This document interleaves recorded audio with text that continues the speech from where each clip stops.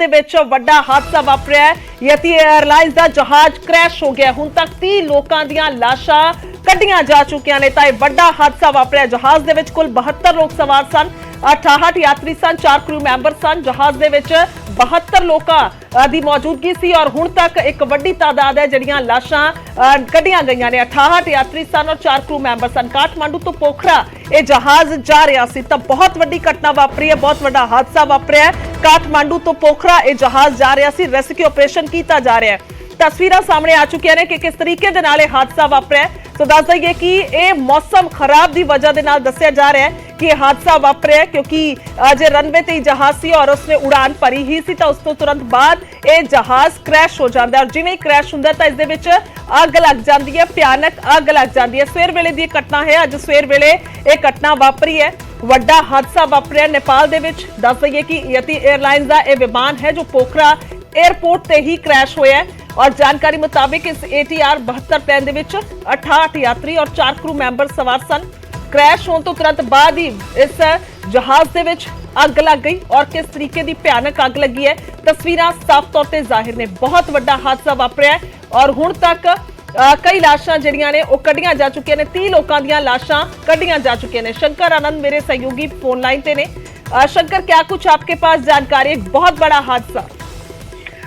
निश्चित तौर पर देखिए ये एक बहुत बड़ा हादसा कहा जा सकता है। इस मामले में यति एयरलाइंस की तरफ से इस मामले में जो जानकारी साझा की गई कि इस विमान में 72 लोगों का बैठने का जगह था, लेकिन जिसमें 68 पैसेंजर्स थे और 4 जो हैं वो क्रू मेंबर्स थे। और ये विमान जो है जिस तरह से बकायदा अचानक दुर्घटनाग्रस्त हुआ है।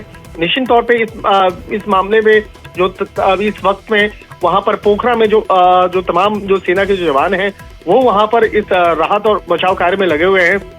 लेकिन जिस तरह से ये विमान हादसा हुआ है इसकी जो अभी तक जानकारी नहीं मिल पाई है कि आखिर ये विमान हादसा हुआ क्या है, हुआ कैसे है।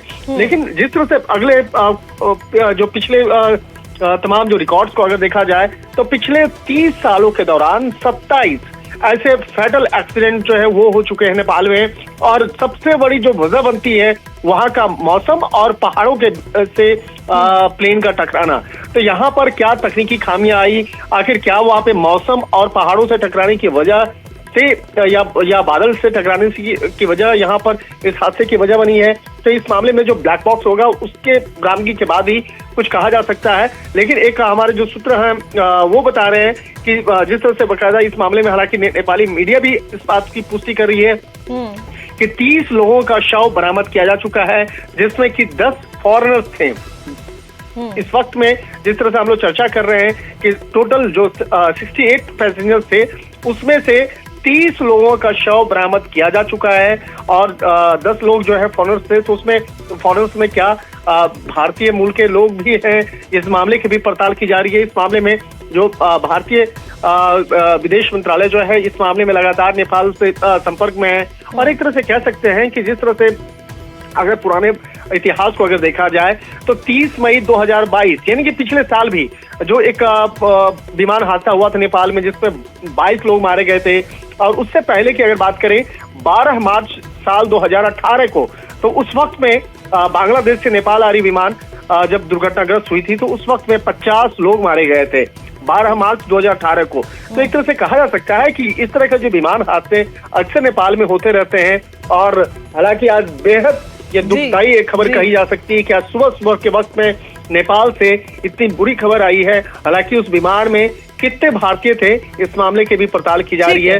निश्चित तौर पे थोड़ी देर के बाद इस मामले में औपचारिक तौर पर भी पुष्टि कर दी जाएगी। ठीक है शंकर, बहुत बहुत शुक्रिया तमाम जानकारी के लिए। तो बहुत बड़ा हादसा शुरुआती ਤਾਂ ही किया जा रहा है कि एक मौसम खराब सी और उसकी वजह के नाल पहाड़ी के नाल जहाज टकरा गया। पर जिस तरीके दी तस्वीरां ने हालांकि गनीमत रहे, बचा रहे कि लोग बच जान, पर अंदाजा नहीं लगता क्योंकि जिस तरीके के नाल धुएं का गुबार उड़ रहा है, इन्नी भयानक अग लगी है। यह जहाज पूरी तरह के नाल नष्ट हो चुका है, इस विच कोई दो राय नहीं है क्योंकि पहाड़ी के नाल टकराउण तो बाद क्रैश होया और अचानक इस दे विच इस तरीके की अग लग गई और बेहद ही मंदभागी घटना सामने आई है, हादसा वापरिया।